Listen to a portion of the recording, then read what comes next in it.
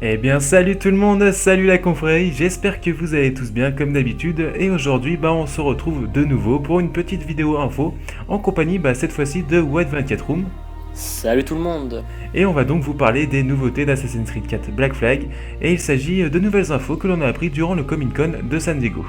Alors, commençons par l'histoire du présent. Donc il faut savoir qu'elle sera toujours aussi mystérieuse puisqu'il y aura le retour d'énigmes dans l'enceinte d'Abstergo et vous pourrez débloquer pas moins d'1h30 de contenu, donc entre vidéo, audio et images. Et bien sûr, de nouveaux personnages feront leur apparition dans le jeu, mais surtout on sait maintenant qu'on entendra parler de Junon, qui reste quand même un personnage très intriguant dans la série, et qu'on en saura un peu plus à son sujet. Et pour de ce qui est William, Sean et Rebecca, il faut savoir que l'on pourra retrouver certains d'entre eux dans cet opus. Et de plus, on nous a annoncé que la fin du jeu se terminera par une petite touche de suspense comme les précédents opus, mais qu'on aura cette fois-ci une conclusion satisfaisante. Et maintenant, je te laisse la parole, White, pour tout ce qui est les infos sur la quête principale du jeu avec Edward. Alors pour ce qui concerne la partie avec Edward, il faut savoir que la campagne fera de 15 à 25 heures sans compter l'exploration, et on pourra enfin voir des PNJ nager, ce qui semble normal vu que le jeu se déroule à 45% du temps en mer. On vous avait parlé des musiques et autres équipages pourraient chanter, et bien sachez qu'il y en aura 70.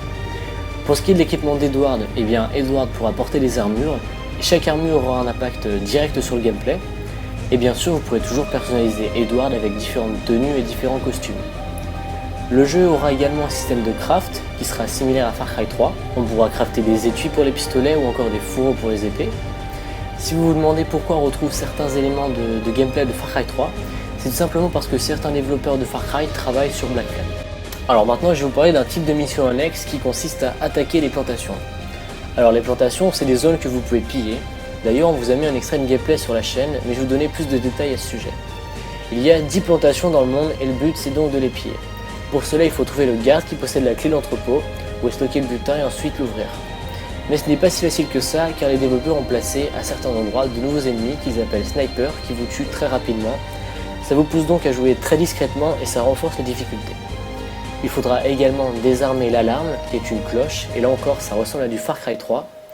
Et ça sert à éviter que les gardes sonnent l'alarme si vous êtes détecté et donc qu'ils appellent des renforts. Et sachez qu'une fois la zone pillée, vous pourrez y retourner à nouveau et la piller encore. En gros la durée de vie de ce genre de mission sera infinie. De plus, la bonne nouvelle c'est que lorsque la zone se renouvellera, ça ne sera pas le même garde qui aura la clé et il se situera dans une zone différente. Et toutes ces variations seront là pour offrir aux joueurs plus de challenge et plus de diversité. Sachez également qu'il y aura un tas d'autres missions annexes comme par exemple l'attaque de fort, l'exploration d'épaves, l'exploration des grottes, l'infiltration de caves de contrebandiers, la protection de bateaux alliés, la chasse, le harponnage.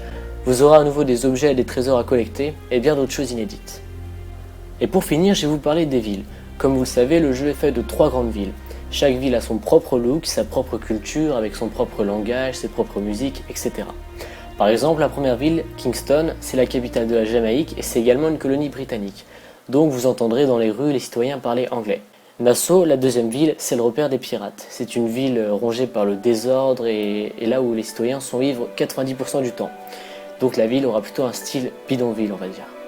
La troisième grande localisation du jeu, c'est La Havane. Cette fois, c'est une colonie espagnole. La ville est très colorée et vous entendrez les citoyens parler espagnol. Et en vous baladant dans la ville, ça vous rappellera sans doute le temps passé avec Ezio à Venise. Et pour finir, nous voulions savoir si vous avez changé d'avis sur le jeu et si vous êtes toujours aussi impatient de l'avoir entre vos mains, avec toutes les infos que l'on vous a dévoilées ces derniers temps. Donc n'hésitez pas à nous dire tout ça dans les commentaires, et sur ce, on vous dit à bientôt pour de prochaines vidéos et peut-être de nouvelles infos. Donc on vous dit à très bientôt, portez-vous bien. Allez, salut tout le monde.